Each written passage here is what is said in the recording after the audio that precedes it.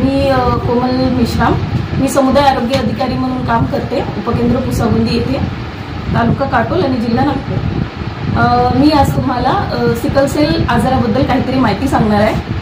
तर sickle sale हा आजार रक्ताशी संबंधित म्हणून अनुवांशिक आजार आहे। सिकल सेल पिढ्यानपिढ्यापासून पसरणारा आजार आहे।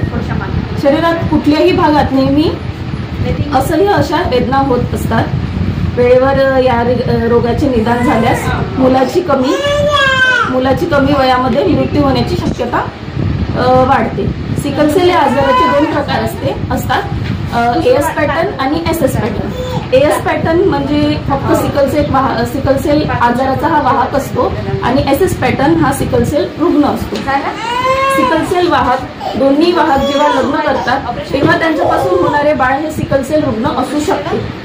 तर या आजाराच्या काही विशेष लक्षणे आहेत, जसं रक्ताची कमतरता आढळणे, हातपाय सुजणे, सांधे दुखणे, थकवा येणे, चेहरा निस्तेज पडणे, बारीक ताप असणे। तर अशा कंडिशनमध्ये रुग्णांना ही काळजी घ्यायची असते। ताप असल्यास दवाखान्यात जायचे, दिवसाला 7 ते 8 ग्लास पाणी प्यायचं, शरीराला हायड्रेट ठेवायचं, हिरव्या भाजीपाल्या व पिवळे किंवा केशरी कलरचे जे फ्रुट्स असतात, फळं असतात ते खायचे, फोलिक ऍसिडच्या गोळ्या खायच्या